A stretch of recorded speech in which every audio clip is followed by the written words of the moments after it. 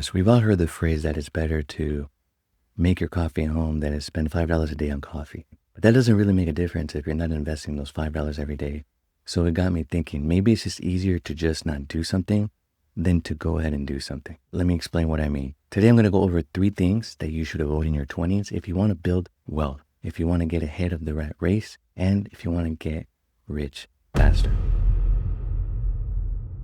Welcome to Stay Winning Money, where we talk about everything real estate, finance, business, and crypto. Don't forget to like and subscribe for more content like this, and it really helps me out so I can keep making more videos for you to help you stay winning financially. So the first thing you should avoid in your 20s is student loan debt. The average student loan balance for a 4-year degree in the US is pushing $30,000. That means your monthly payment for the next 10 years is going to be roughly around $320. Like I said, it's maybe easier to not do something, right? So in this case, not get student loan debt. And you may be asking, how is that possible? Well, take advantage of scholarships that they offer. Take advantage of financial aid that's offered. Use the resources at your school to go ahead and look for these things. Sometimes there are scholarships literally just based on your birthday, based on your location, based on your major, based on your last name. There's people that are giving out money for college students, especially because it's a tax write-off for them. So take advantage of the resources in school to go ahead and look for these opportunities, whether it's financial aid, whether they're scholarships, okay? The second one that I personally did as well, on top of looking for financial aid and scholarships, is work with an employer that provides either tuition reimbursement or pays for your college tuition. A lot of times these places do have a cap as far as how much they reimburse you or how much they can pay a year. So it could mean that your degree might take 5 or 6 years to complete, but it's definitely worth it. And I can tell you in my experience that it is, even though it took me a little extra longer. Coming out without student loan debt really set me up to be able to purchase a home, okay? Student loan debt is something that the banks do look at. Your monthly payments, they look at that to see how much you qualify for. And if you have a payment of $320 coming out every single month for student loans, that's going to chip into your purchasing power. And we know how expensive real estate has gotten. Just in the last 5 years alone, it's up almost 60% nationwide. So avoiding student loan debt is definitely one major way that you can get ahead of the rat race and start building wealth faster, okay?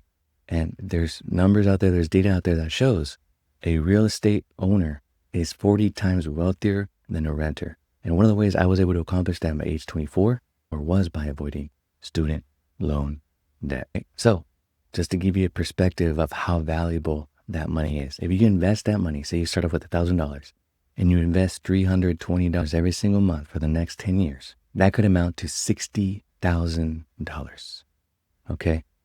$60,000, right? So just something to think about, something I want to put out there for you so you can make an informed decision on what's best for you. The other thing to consider when it comes to college is making sure that the degree or the job you want to seek isn't going to be replaced by AI. Right? We're recently in the AI boom. We're in the early stages of AI, and some of these jobs will not be existing in 5-10 years from now, okay? Even the stats right now are scary, right? Only 27% of college graduates work in a career that is related to their major. That means 73% of recent college graduates are working a job that is unrelated to what they went to school for. Okay, something to think about, right? If there's a 73% chance that you're not going to be working in that field that you went to school for, is that going to be worth $30,000 of debt?